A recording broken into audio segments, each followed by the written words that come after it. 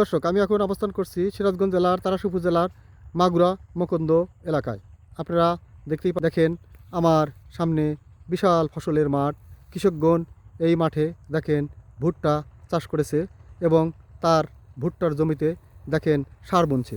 দেখেন বিশাল মাঠ, এই মাঠে শুধু ভুট্টা আর ভুট্টা ছাড়া আর কিছুই নাই দেখেন। এবং পাশে দিয়েই দেখেন কৃষকগণ ইরি বড় ধানের বীজতলা তৈরি করেছে এবং এই পাশেও দেখেন কৃষকগণ তার ইরি বড় ধানের বীজতলা করেছে এবং সামনে দেখেন একজন কৃষক সরিষার বিশাল মাঠে তার পরিচর্যার কাজে ব্যস্ত আছে এবং এই পাশেও দেখেন ভুট্টার বিশাল মাঠ। এই মাঠেও ব্যাপক হারে ভুট্টা চাষ করা হয়েছে। এই এলাকার কৃষকগণ জানিয়েছেন এই বছর প্রাকৃতিক দুর্যোগ নেই, যার প্রেক্ষিতে সরিষা এবং ভুট্টা চাষ খুবই ভালো হয়েছে। তার কারণ হচ্ছে প্রাকৃতিক দুর্যোগ হলে সাধারণত এই ধরনের ভুট্টা চাষ এবং সরিষা চাষ দুটোই ব্যাহত হয়। তার কারণ হচ্ছে প্রাকৃতিক দুর্যোগের কারণে কৃষকগণ অনেক রকমের ক্ষতিগ্রস্ত হয়। দেখেন আমার সামনে বিশাল মাঠ, এই মাঠে শুধু সরিষা এবং ভুট্টা, এছাড়া আর কিছুই দেখা যাচ্ছে না। আর অল্প কিছুদিনের মধ্যেই কৃষকগণ তাদের সরিষার জমি থেকে সরিষা উত্তোলন করবে এবং উত্তোলন শেষে এই সকল জমিতে কৃষকগণ পুনরায় আবার ইরিবোরো ধান চাষ করবে।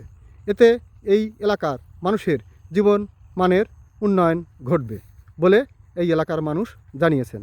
কৃষকগণ জানিয়েছেন যে যে দেশে কৃষি বিপ্লব হয় নাই সে দেশে কখনোই শিল্প বিপ্লব ঘটে না।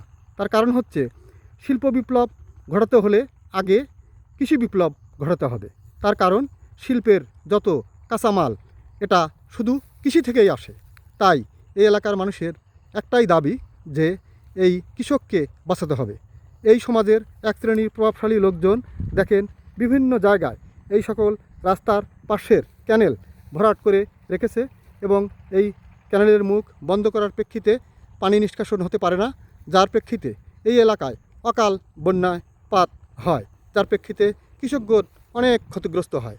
এই এলাকার কৃষকগণের একটাই প্রাণের দাবি প্রশাসনের তরফ থেকে এই সকল ক্যানেলগুলো মুখ পরিষ্কার করে দেওয়ার যেন সুব্যবস্থা করা হয় এবং পানি নিষ্কাশন যেন যথাসময় ঠিকমতোভাবে হয়। তাহলে এই এলাকার কৃষকগণ তাদের জমিতে তারা খুবই সুন্দর ফসল ফলাতে পারবে এবং কৃষিক্ষেত্রে তারা তাদের বিশাল অবদান রাখবে।